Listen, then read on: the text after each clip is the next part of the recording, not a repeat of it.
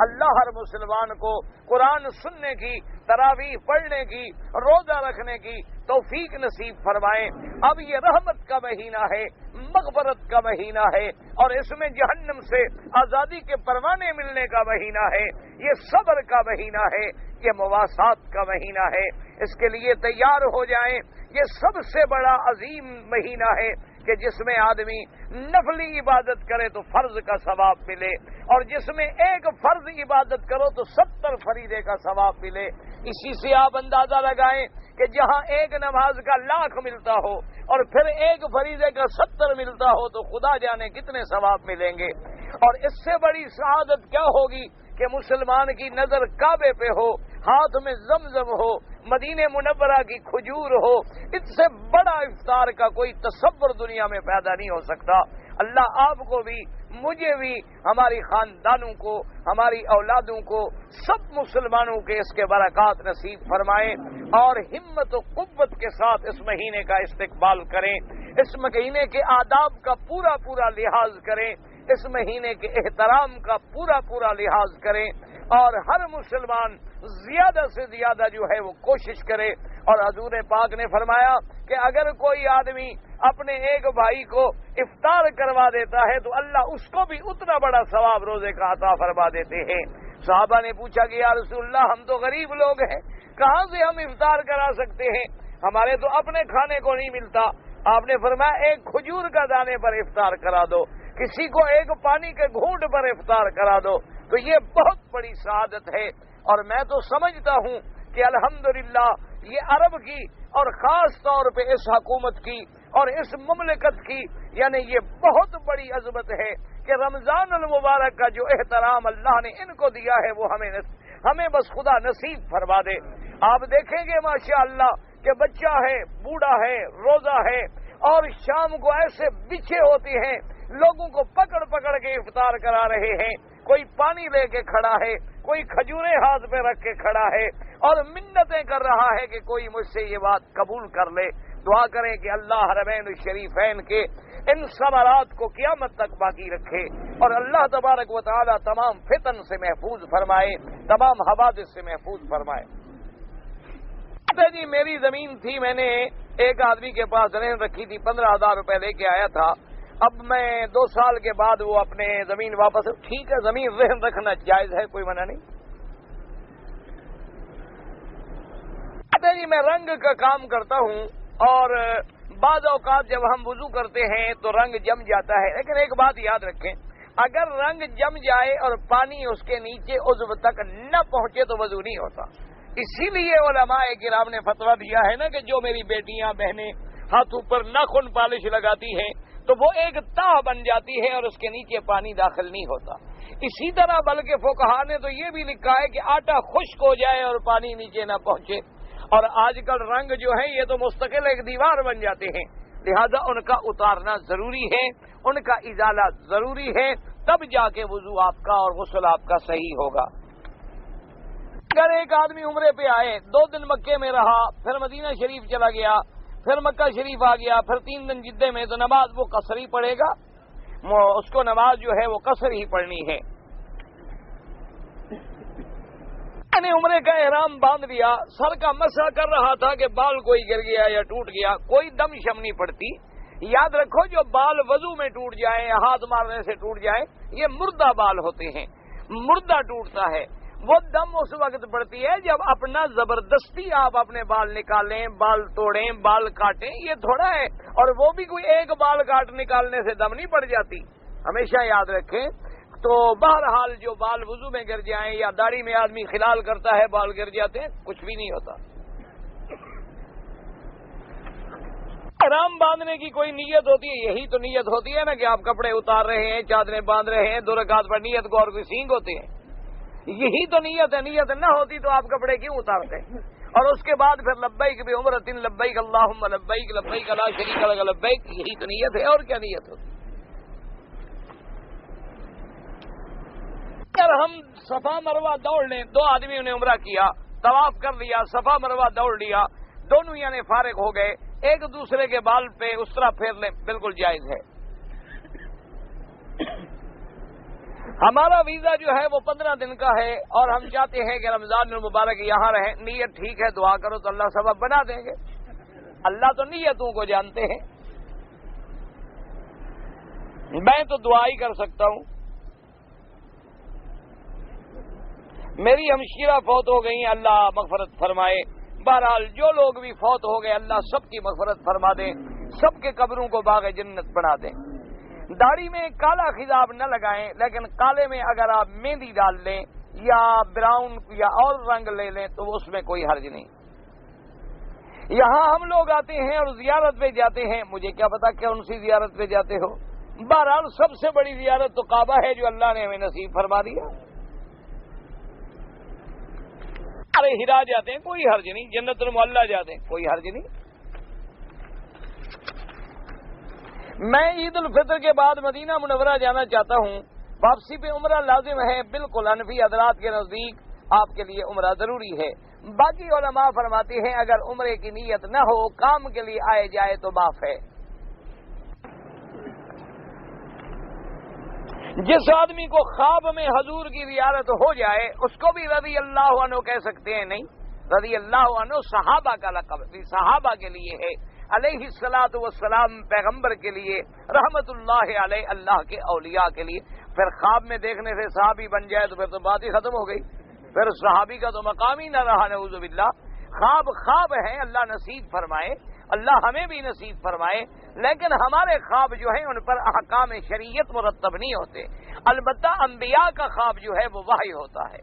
جیسے ابراہیم علیہ السلام نے خواب دیکھا کہ بیٹے کو ذبح کرو, تو لیکن ان کی تعبیر چونکہ وہ تو نبی کا خواب تھا, نبی کا خواب جو ہے وہ بھی اسی طرح ہوتا ہے جیسے وحی ہو. ہمارے خواب جو ہیں وہ رحمانی بھی ہو سکتے ہیں, غلط بھی ہو سکتے ہیں. اگر کسی کو حضور پاک کی زیارت ہوئی ہو اور وہ زیارت اسی حلیہ مبارک کے ساتھ ہے جو احادیث میں موجود ہے تو پھر وہ خواب جو ہے وہ سچا خواب ہے. اللہ نصیب فرما دے. 12 رضی اللہ عنہ نہیں کہہ سکتے. ویسے تو آپ یوں کہہ سکتے ہیں اللہ سب سے راضی ہو, یعنی محاورتاً, ورنہ یہ لقب ہے خاص وہ صحابہ کے لیے. ویسے تو آپ کسی کو بھی کہتے ہیں اللہ آپ سے راضی ہو, اللہ پاک آپ سب سے راضی ہو, لیکن جو مخصوص کیا گیا وہ صحابہ کے لیے ہے. پردیش سے واپس جانے کے بعد ہم جائیں تو بیوی کو کیسے سلام کریں, اب یہ مولوی مکی کیسے سمجھائے. مجھے کوئی خاص طریقہ ہوتا ہے. آگے بندے السلام علیکم, اس کے بعد ملو تمہاری بیوی ہے, بس ختم ہوئی بات. کہتے ہیں جی کیسے سلام کریں. عیسیٰ صلیب کو توڑیں گے. صلیب سے کیا, صلیب جس کی نصرانی عبادت کرتے ہیں, معنی یہ ہے کہ ان کی قوت و شوکت کو توڑ دیا جائے گا. نہ اگر ہم سفر میں تھے اور ہماری نماز قضا ہو گئی تو جیسے قضا ہوئی اسی طرح آپ پڑھیں گے. یعنی سفر کی قضا ہے تو سفر کی طرح پڑھیں گے, اگر گھر کی قضا ہے تو گھر کی طرح پڑھیں گے. اگر ہم کسی کام کے لیے جدہ جائیں تو واپسی پہ احرام ضروری ہے, کوئی ضروری نہیں.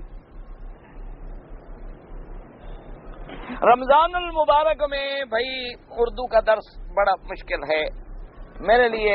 میں تو حاضر ہوں, لیکن سوال یہ ہے کہ مغرب کے بعد افطار کر کے لوگ کھانا کھانے جائیں گے یا درس سنیں گے. پھر عشاء کے بعد تراویح ہے, 10:30 پونے 11 جا کے انشاءاللہ ہم تراویح سے فارغ ہوں گے. اس کے بعد لوگ بیچارے پھر جاتے ہیں, کوئی وضو کے لیے, کوئی اپنے کام کے لیے, کوئی کیوں, پھر دکان کام کاروبار وہ بھی سب رات کو ہوگا. اس لیے مجھے اعتراض نہیں, لیکن درس ہو نہیں سکتا. صبح کی نماز کے بعد انشاءاللہ درس ہوگا. اب انشاءاللہ کل بھی درس نہیں ہوگا چونکہ انشاءاللہ کل اللہ کرے گا رمضان ہو جائے گا, تو ویسے اب درس پھر زندگی باقی تو بعد میں صبح کی نماز کے بعد درس ہوگا, لیکن عربی میں. 2 مرد اور 7 عورتیں پاکستان سے عمرے پہ آئے اور احرام نہیں باندھا, دم پڑ گئی. پھر مکے سے مدینہ گئے, پھر بھی احرام نہیں باندھا, تو کرنے کیا آئے تھے یہ تو سمجھ نہیں آئی. آئے عمرے پہ ہیں, احرام نہیں باندھا, نہ پاکستان سے باندھا ہے نہ مدینے سے باندھا, تو کیا کرنے آئے تھے. اور ویسے بھی مسئلہ بڑا مشکوک ہے کہ 2 آدمی اور 7 عورتیں. اللہ پاک ہدایت کرے. بس توبہ کرو, استغفار کرو, عمرے بھی قضا کرو اور دم بھی ادا کرو. یہ سب کے محرم یہی 2 آدمی تھے. میں نے احرام پاکستان سے نہیں باندھا، میرے پاس ریال نہیں ہے، روزے رکھنا چاہتا ہوں، رکھ لیں، ٹھیک ہے، دم نہ دے سکے روزے رکھ لو۔ میں حنفی مسلک پہ ہوں جی، رمضان شریف میں وتر کیسے پڑھوں؟ امام کے ساتھ پڑھ لو تو کوئی بات نہیں، کوئی اتنا آپس میں تعصب نہ رکھیں، اگر امام کے ساتھ پڑھیں گے تو کیا ہو جائے گا، فرض ہو جاتے ہیں، باقی وتر نہیں ہوں گے ہمارے۔ الحمدللہ سب نمازیں درست ہیں، سب ائمہ برحق ہیں، اللہ ان کی قبر پہ کروڑوں رحمتیں فرمائیں۔ اور اگر کوئی اپنے مسلک پہ بہت زیادہ متشدد ہے تو وہ اپنے علیحدہ پڑھ لے، کوئی ایسی بات نہیں۔ میرے چچا داد بھائی پتہ نہیں شیعہ ہیں، ان کے ساتھ میل ملاپ تو رکھ سکتے ہو، کوئی ایسی بات نہیں ہے، رشتہ دار چاہے کافر بھی ہو، میل ملاپ تو جائز ہے۔ غار حرا پر جانے کے بارے میں حضور کا کوئی حکم کوئی نہیں۔ اہل مکہ کے لیے حج کا میقات جو ہے گھر ہے، عمرے کے لیے حد حرم سے باہر جانا ہوگا۔ ایک آدمی نے 3 عمرے کیے ہیں، پہلے دفعہ تو بال کٹوائے، آخری 2 عمروں میں بال نہیں کٹوایا تو دم پڑ گیا، بال بھی کٹوائے دم بھی دے۔ جتنے دفعہ عمرہ کرے گا ہر دفعہ بال کٹوانے ہوں گے، بال نہ ہوں تو اسرا پھروائے، اسرے کے بعد بھی نہ ہوں، چاہے کوئی بال نہ ہو اسرا پھر بھی پھروانا ہوگا۔ اگر ہم طواف الوداع کرنے کے بعد موقع مل جائے اور دوبارہ حرم میں آ جائے کوئی بنا نہیں۔ ہمارے لیے دعا کریں کہ اللہ ہمیں حج نصیب کرے، اللہ سب کو حج نصیب فرمائے۔ قرآن اللہ اکبر اللہ اکبر اللہم صلی علی سیدنا محمد وعلی آل سیدنا محمد وسلم بناتنا بدنیا۔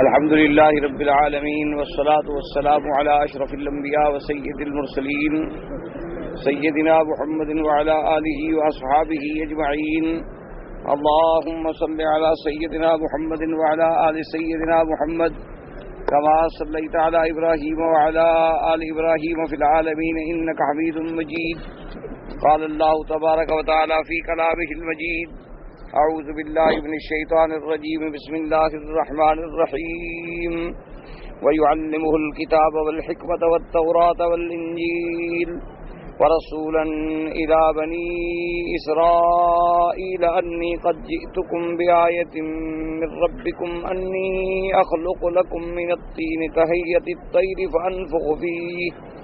فأنفخ فيه فيكون طيرا بإذن الله وأبرئ الأكمه والأبرص وأحيي الموتى بإذن الله وأنبئكم بما تأكلون وما تدخرون في بيوتكم إن في ذلك لآية لكم إن كنتم مؤمنين ومصدقا لما بين يدي من التوراة ولأحل لكم بعض الذي حرم عليكم وجئتكم بآية من ربكم فاتقوا الله وأطيعون إن الله ربي وربكم فاعبدوه هذا صراط مستقیم۔ سورۃ آل عمران کی ان آیات مبارکہ میں اللہ تبارک و تعالی نے سیدنا عیسیٰ علیہ السلام کے بارے میں ارشاد فرمایا، جیسا کہ الحمدللہ آپ نے دروس سابقہ میں اور آیات سابقہ میں پڑھا ہے کہ اللہ نے عیسیٰ علیہ السلام کے بارے میں بڑی تفصیل کے ساتھ ارشاد فرمایا، کیونکہ سیدنا عیسیٰ علیہ السلام کے ماننے والے حضور صلی اللہ علیہ وسلم کے زمانے میں موجود تھے، یعنی نصارہ، لیکن انہوں نے اپنی عقیدت میں تجاوز کر کے عیسیٰ علیہ السلام کے بارے میں عقائد کو توحید کے بجائے شرک میں تبدیل کر ڈالا، کہ ان میں بعض لوگ تو عیسیٰ علیہ السلام کو خدا بنا بیٹھے، اور بعض لوگوں نے ان کی ابنیت کا دعویٰ کیا، اور بعض نے تثلیث کا عقیدہ گھڑا، اور اسی طرح عیسیٰ علیہ السلام کے دشمن یہود بھی حضور کے زمانے میں موجود تھے، جنہوں نے حضرت عیسیٰ علیہ السلام کے شان میں اتنی کمی کی، اتنی تنقیص کی، نعوذ باللہ ثم نعوذ باللہ، کہ انہیں نبی تو کجا بلکہ انہیں یوسف النجار کے ساتھ نسبت کر دی۔ تو اس لیے اللہ نے قرآن میں، چونکہ آپ آخری نبی ہیں اور یہ آخری کتاب ہے، اللہ نے عیسیٰ علیہ السلام کے بارے میں بڑی تفصیل سے بیان فرما دیا، تاکہ حضور صلی اللہ علیہ وسلم اپنی امت کو اور قیامت تک آنے والے لوگوں کے لیے ایک صحیح فیصلہ فرما دیں کہ عیسیٰ علیہ السلام کی حقیقت کیا ہے۔ اور اسی طرح چونکہ عیسیٰ علیہ السلام جو ہیں وہ بنو اسرائیل میں آخری نبی ہے، اور حضور صلی اللہ علیہ وسلم جو ہیں وہ تمام کائنات میں آخری نبی ہیں، اور اسی طرح عیسیٰ علیہ السلام کا نزول بھی ہونا ہے آخر زمانے میں، تو بڑی تفصیل سے سب سے پہلے اللہ نے قرآن میں بی بی حنا یعنی امرات عمران بی بی مریم کی منت کا ذکر کیا کہ انہوں نے منت مانی، یعنی ایک سلسلہ چلا آ رہا، اور اسی میں حکمتیں ہیں کہ کل کوئی جیسے کہ نعوذ باللہ متنبی قادیانی نے جھوٹے نبوت کا جیسے دعویٰ کیا اور جھوٹے مسیح ہونے کا دعویٰ کیا، تو ایسے لوگوں کا بھی قیامت تک رد آ گیا کہ یہ لوگ جن کا ماں باپ بھی موجود نہیں ہے یہ کیسے مسیح بن سکتے ہیں۔ حضرت مسیح عیسیٰ ابن مریم کی تو شان یہ ہے کہ اللہ نے ان کے حضرت بی بی حنا یعنی امرات عمران کی نظر کا ذکر کیا کہ ان کی منت سے اللہ نے انہیں لڑکی عطا فرمائی جو بی بی مریم بنی، اور پھر بی بی مریم کی کفالت بھی اللہ کے نبی حضرت زکریا علیہ السلام نے کی، اور پھر اللہ نے بی بی مریم کو جو عظمت بخشی، جو شان بخشی کہ انہیں اپنے زمانے کی تمام عورتوں سے افضل بنایا، حتیٰ کہ آقا انعامدار سرکار مدینہ صلی اللہ علیہ وسلم آپ نے فرمایا کہ مردوں میں تو بہت کامل گزرے ہیں، اللہ نے لاکھوں انبیاء بھیجے، لاکھوں اللہ تبارک و تعالیٰ کے اولیاء گزرے، لیکن عورتوں میں بہت کم کمال کو پہنچی ہیں، لیکن ان میں یہ بی بی مریم جو ہیں یہ وہ عورت ہیں جو مرتبہ کمال پہ پہنچی ہیں، اور اسی طرح بی بی سیدہ خدیجہ الکبریٰ، اور اسی طرح بی بی آسیہ امرات فرعون، اور اسی طرح ایک روایت میں حضور نے فرمایا کہ سیدہ عائشہ رضی اللہ تعالی عنہا، ان کی فضیلت تو ایسی ہے کہ جیسے شریف کو تعاموں پہ فضیلت۔ تو پھر یہ اتنے شان والی بیوی ہیں کہ جن پر اللہ کے ملائکہ نے آ کے سلام کیا، تو آپ کی والدہ بھی اتنی باعظمت، اور پھر ملائکہ نے آ کر آپ کو خوشخبری دی، آپ کو بشارت دی کہ اللہ تبارک و تعالی نے پہلے تو آپ کو چن لیا ہے، اللہ تبارک و تعالی نے آپ کو اتنا بلند عظمت بنایا ہے کہ نساء العالمین پہ فضیلت دی ہے، اور اس کے بعد پھر ملائکہ نے بشارت دی کہ ان اللہ یبشرک، اللہ تبارک و تعالی تمہیں بشارت دیتے ہیں کہ آپ سے ایک ایسا عظیم بچہ پیدا ہوگا اور وہ بچہ جو ہے بغیر باپ کے ہوگا بکلمۃ منہ، یعنی جس کی شان یہ ہوگی کہ اللہ کے کلمہ کن سے پیدا ہوں گے۔ اور پھر جن کا نام جو ہے مسیح عیسیٰ ابن مریم ہوگا، یعنی مسیح جن کا لقب ہوگا، عیسیٰ ابن مریم جن کا نام ہوگا۔ اور یہ دنیا میں پہلے فرزند ہیں جن کو ماں کی طرف نسبت کی گئی، ورنہ اسلام میں اللہ کا حکم یہ ہے کہ ہر بچہ جو ہے اپنے باپ کی طرف منسوب ہوتا ہے۔ صرف عیسیٰ علیہ السلام ہے جن کو اللہ تبارک و تعالی نے بی بی مریم سے منسوب فرمایا۔ اور جیسا الحمدللہ آپ نے پڑھا ہے کہ عیسیٰ یا مسیح جو ہے، بعض علماء لغت کہتے ہیں کہ یہ عبرانی کا لفظ تھا مشیحا، اور عیسیٰ جو ہے وہ تھا ایشوع۔ تو مشیحا کا معنی بھی مبارک، جیسے موسیٰ علیہ السلام کا نام لغت عبرانی میں موشا، یعنی پانی سے جن کو اللہ نے زندگی بخشی، اسی طرح عیسیٰ علیہ السلام کا نام بھی ایشوع آیا، یعنی سردار، اور مشیحا کا معنی مبارک۔ اور پھر وہ معرب ہوا مسیح میں، اور آپ کا لقب مسیح اس لیے بھی ٹھہرا کہ آپ نے سیاحت فی الارض کی، تو مسیح اور سیاحت کا مادہ ایک ہے۔ اور اسی طرح آپ کو مسیح کہا گیا کیونکہ آپ کے پاؤں جو تھے ان کے درمیان میں کوئی اخمص نہیں تھا، یعنی فلیٹ پاؤں تھے، اس وجہ سے بھی آپ کو مسیح کہا گیا۔ اور بعض علماء نے فرمایا کہ مسیح اس وجہ سے بھی کہا گیا کہ اللہ نے آپ کے ہاتھوں میں ایسی برکت عطا فرمائی تھی کہ اگر کسی مادرزاد اندھے کی آنکھوں پہ ہاتھ پھیرتے تو وہ آنکھوں والا بن جاتا، کسی ابرس برس والے کو ہاتھ پھیرتے تو اس کی بھی داغ ختم ہو جاتے، کسی کوڑی کو ہاتھ پھیرتے تو وہ تندرست ہو جاتا، تو اس وجہ سے بھی آپ کا لقب جو ہے وہ مسیح عیسیٰ ابن مریم کہلایا۔ لیکن اسی طرح کا ایک لقب جو ہے احادیث مبارک میں مسیح الدجال کے لیے بھی آیا ہے۔ مسیح الدجال جو ہے، مسیح وہاں جو دجال کے ساتھ لقب ہے وہ بالاتفاق عربی کا لفظ ہے، یعنی وہ عبرانی یا سریانی کا لفظ نہیں ہے۔ اس کا مراد ہوتا ہے مسح کا معنی پونچھ دینا، زائل کر دینا، مٹا دینا، تو اس سے بھی تمام خیر کی علامتیں جو ہیں وہ مٹا ڈالی گئیں، اور وہ سراپا شر ہوگا، اس لیے اس کا لقب بھی مسیح ہوگا۔ تو اس لیے علماء نے لکھا ہے کہ یہ نام جو ہے نا ہمیشہ یاد رکھے، اصل بات جو ہے وہ اللہ کی قدرت میں ہے کہ کبھی نام ایسا ہوتا ہے، حرف ایک ہوتا ہے لیکن دونوں کے درمیان میں آسمان اور زمین کا فرق ہوتا ہے۔ جیسے کہ قرآن مقدس میں آتا ہے وَسِیقَ الَّذِینَ كَفَرُوا إِلَىٰ جَهَنَّمَ زُمَرًا، کہ کافروں کی جماعتوں کو جلایا جائے گا۔ اور اسی طرح کا لفظ آتا ہے اہل جنت کے بارے میں وَسِیقَ الَّذِینَ اتَّقَوْا رَبَّهُمْ إِلَى الْجَنَّةِ زُمُرًا، کہ جنت والوں کو بھی چلایا جائے گا۔ لفظ وہاں بھی سیقہ ہے، وہاں بھی سیقہ ہے، وہاں بھی سوق ہے، وہاں بھی سوق ہے، ایک ہی لفظ ہے، ایک ہی حروف ہیں، لیکن ان کے درمیان میں شتان ما بینہما۔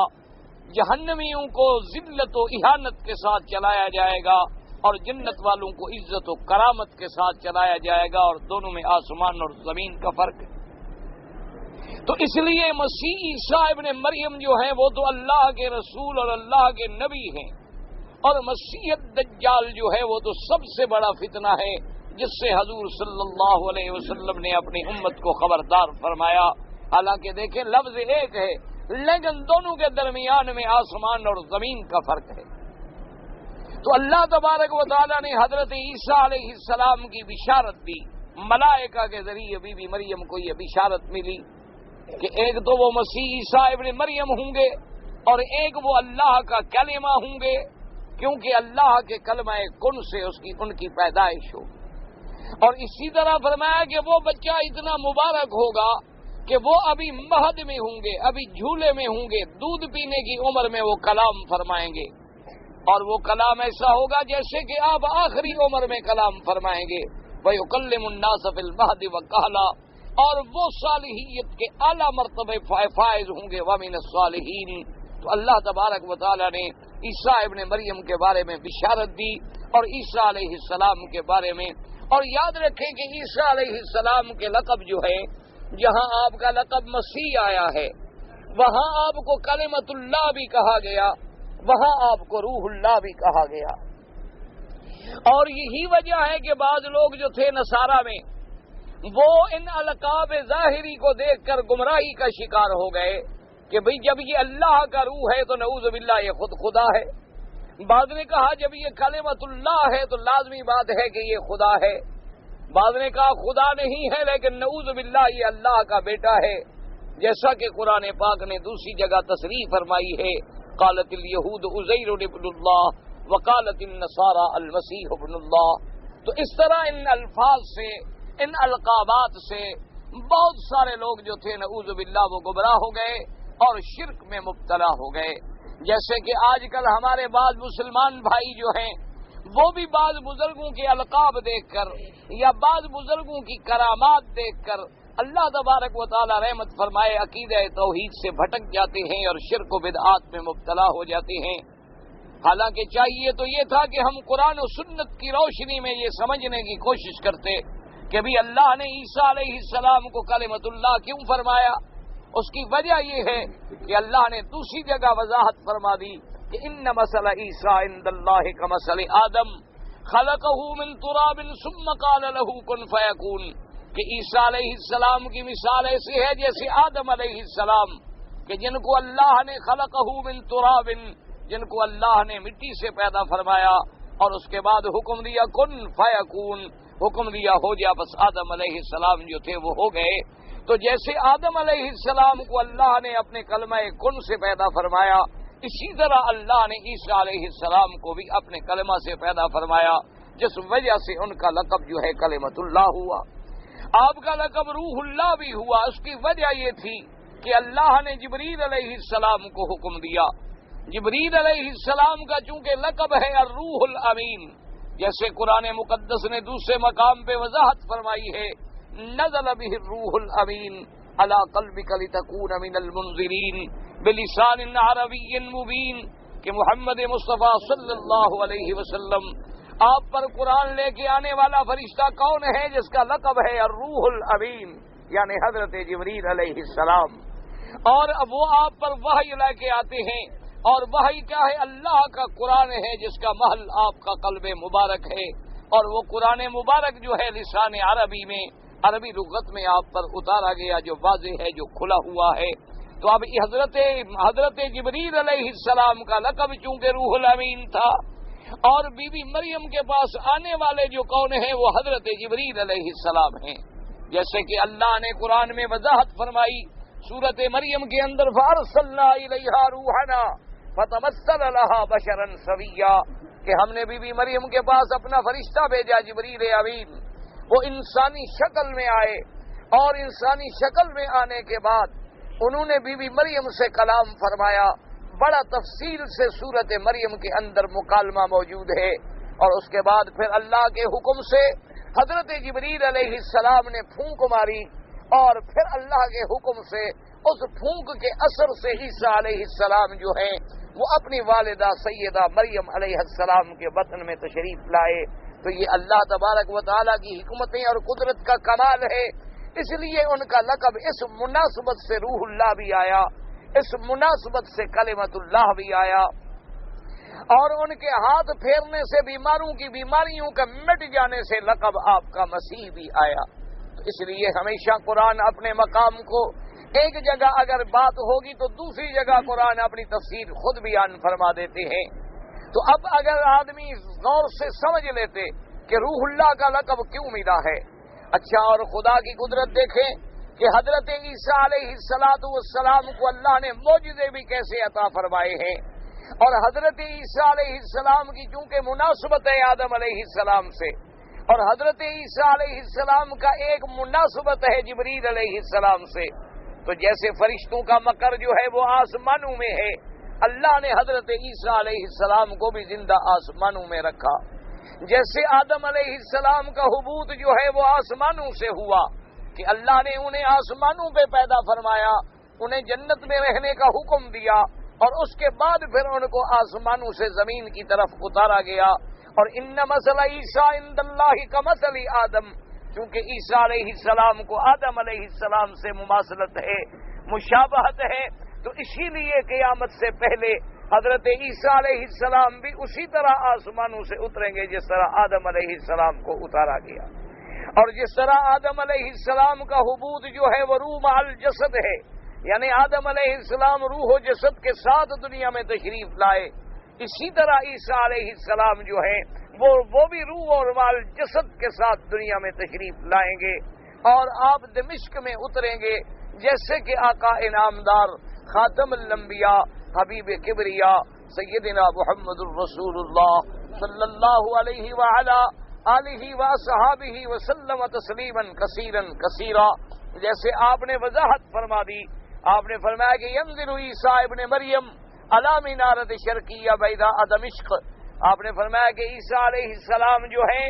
وہ دمشق میں ایک مینارے پہ آپ اتریں گے، اور جب اتریں گے اس وقت نماز کا وقت ہوگا، اور امام جو ہے وہ مصلی پہ کھڑے ہوں گے، صفیں درست ہو چکی ہوں گی، اور آپ نے فرمایا عیسیٰ علیہ السلام ایسی شان سے اتریں گے کہ اللہ کے فرشتوں کے کندھوں پہ ان کا ہاتھ ہوگا، اور وہ زمین پہ جب تشریف لائیں گے تو معلوم یہ ہوگا کہ ابھی ابھی جنت سے غسل کر کے تشریف لا رہے ہیں، کہ ان کے بالوں سے پانی بھی ٹپک رہا ہوگا۔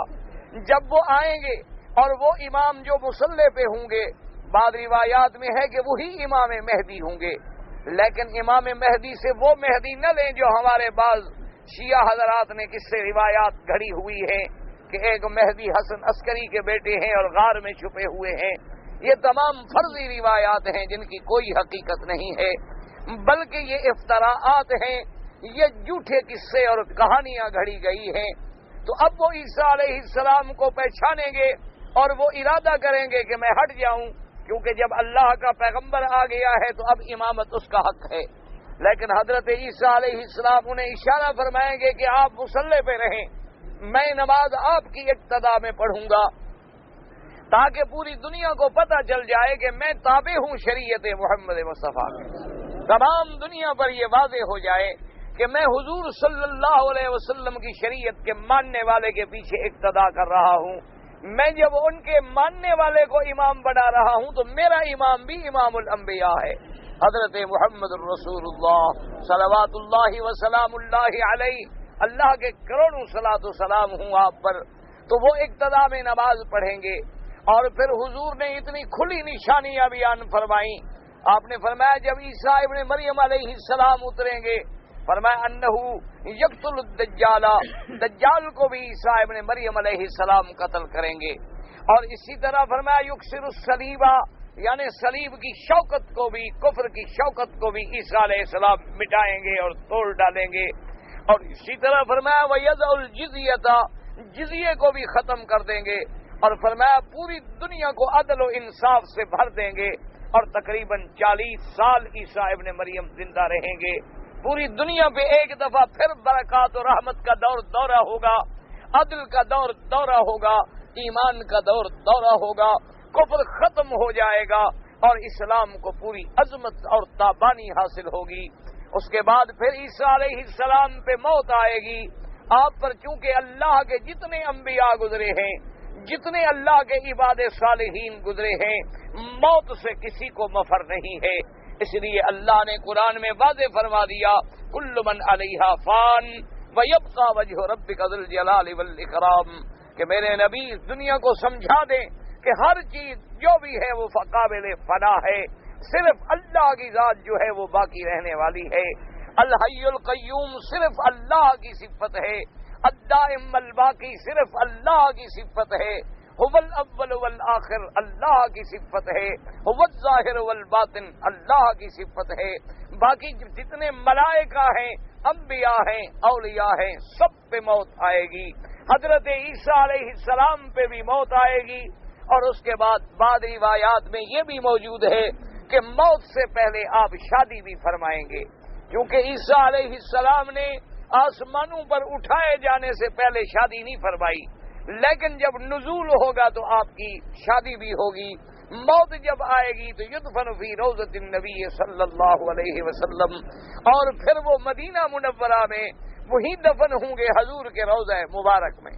حتیٰ کہ بعض کتابوں میں ہے کہ وہ جگہ بھی موجود ہے، یعنی ایک قبر کی جگہ جو ہے ابھی وہ خالی ہے، چونکہ حضور کا روضہ مبارک جو ہے یہ حجرہ ہے سیدہ عائشہ صدیقہ بنت صدیق رضی اللہ تعالی عنہا کا، وہاں میرے مدنی کا مزار ہے، اور قدموں میں حضرت ابو بکر عمر ہیں رضوان اللہ علیہم اجمعین، اور ساتھ آئیں گے پھر حضرت عیسیٰ علیہ السلام۔ تو یہ مقام نصیب ہوگا۔ تو اللہ تبارک و تعالی نے ان آیات میں بھی، جو آیات ہم نے اب تلاوت کی ہیں، اس میں بھی اللہ نے عیسیٰ علیہ السلام کے بارے میں فرمایا کہ عیسیٰ علیہ السلام کی یہ شان ہوگی، وَيُعَلِّمُهُ الْكِتَابَ وَالْحِكْمَةَ وَالتَّوْرَاةَ وَالْإِنْجِيلَ، اور اللہ تبارک و تعالی ان کو علم عطا فرمائیں گے کتاب کا، دانائی کا، تورات کا، انجیل کا۔ کیا معنی؟ یعنی بغیر کسی مدرسے کے، بغیر کسی استاذ کے۔ یاد رکھیں انبیاء کے علم حاصل کرنے کے طریقے بھی علیحدہ ہیں۔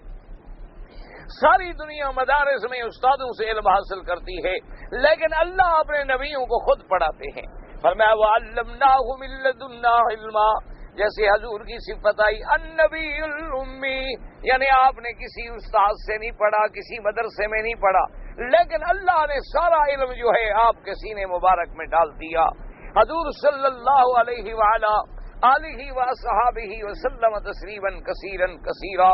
تو اس لیے جتنے انبیاء ہوتی ہیں، جیسے اللہ نے فرمایا وَلَقَدْ آتَيْنَا دَاوُودَ وَسُلَيْمَانَ عِلْمًا، اور کہیں فرماتے ہیں وَعَلَّمْنَاهُ مِن لَّدُنَّا عِلْمًا، اور کہیں فرماتے ہیں عَلَّمَكَ مَا لَمْ تَكُن تَعْلَمْ، اور کہیں فرماتے ہیں اقرأ بِاسْمِ رَبِّكَ الَّذِي خَلَقَ خَلَقَ الْإِنسَانَ مِنْ عَلَقٍ اقرأ وَرَبُّكَ الْأَكْرَمُ الَّذِي عَلَّمَ بِالْقَلَمِ عَلَّمَ الْإِنسَانَ مَا لَمْ يَعْلَمْ، اور کہیں میرے مدنی کی شان میں آیا سَنُقْرِئُكَ فَلَا تَنسَىٰ، محمد مصطفیٰ صلی اللہ علیہ وسلم، ہم آپ کو ایسا پڑھا دیں گے کہ پھر آپ میرا قرآن، میرے احکام کبھی نہیں بھولیں گے۔ تو اللہ تبارک و تعالیٰ اپنے نبیوں کو بھی خود علم عطا فرماتے ہیں۔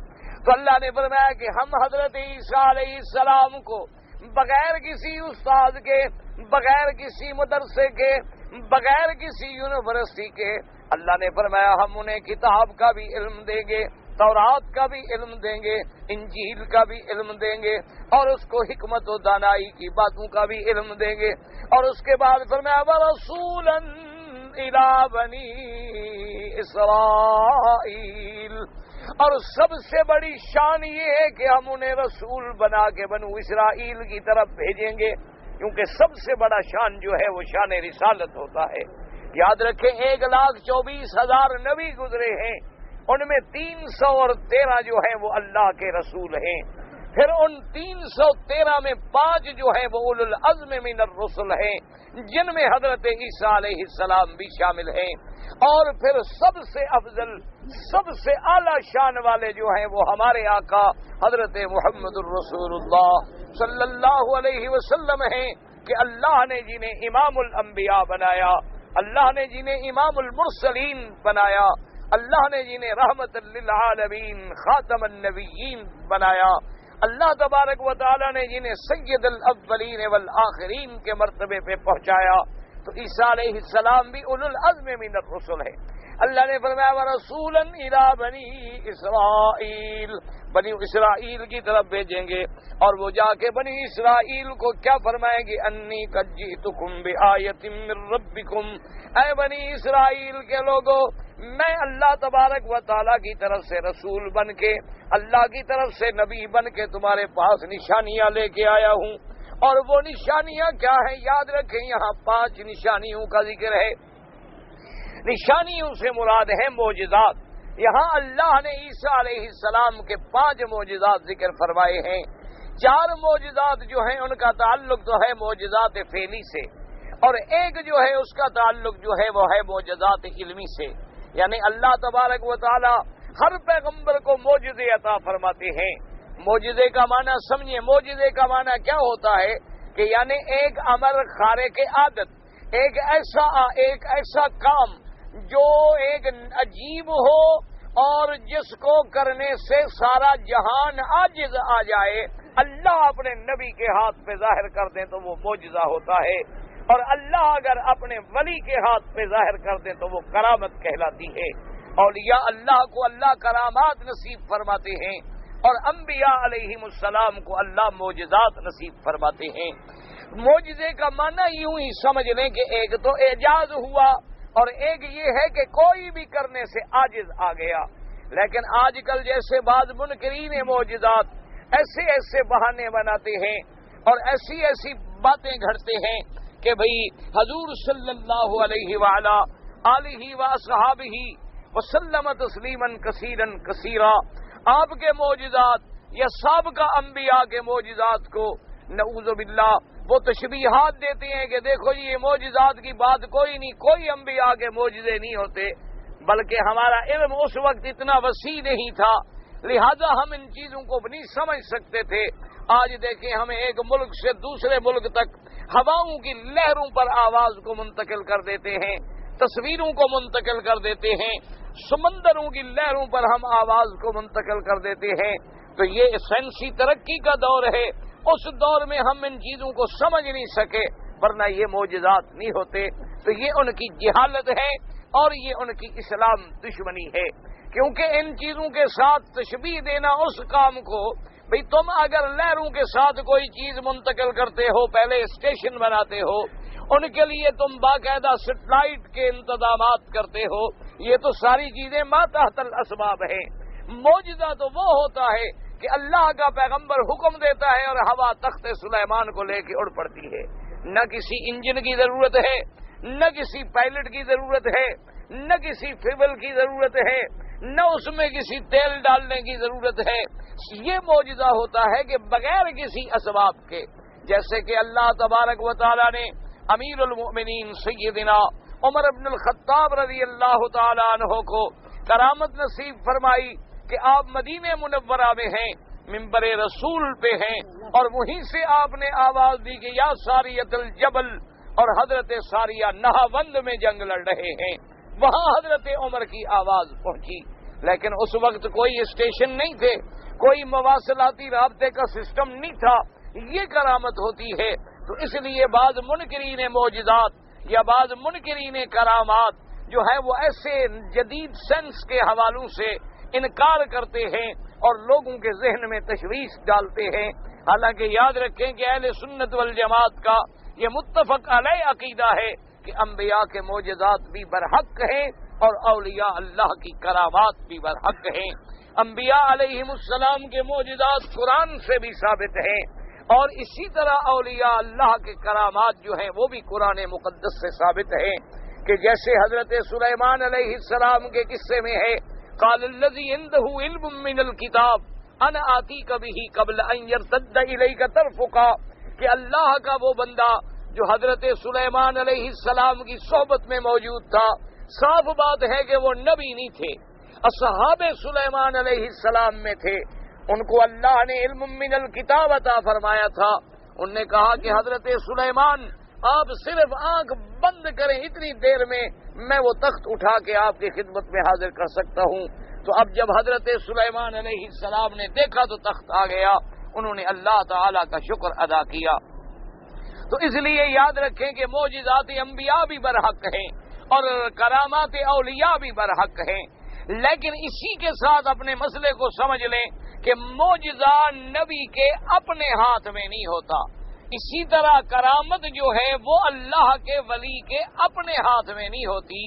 اللہ جب چاہتے ہیں تو نبی کے ہاتھ پہ معجزہ ظاہر فرما دیتے ہیں، اللہ جب چاہتے ہیں تو اپنے ولی کے ہاتھ پہ کرامت کا اظہار فرما دیتے ہیں۔ اللہ اگر نہ چاہیں تو ولی، اولیاء اللہ یا انبیاء اللہ اپنے منشے سے کسی معجزے کا اظہار نہیں فرما سکتے، بلکہ اگر قرآن و سنت کا مطالعہ کریں تو بعض اوقات اللہ کے انبیاء نہیں چاہتے لیکن معجزہ ظاہر ہو جاتا ہے، اللہ جو چاہ رہا ہے۔ اب دیکھیں کہ موسیٰ علیہ السلام نے اپنے کپڑے جو تھے غسل کرنے کے لیے ایک پتھر پہ رکھے،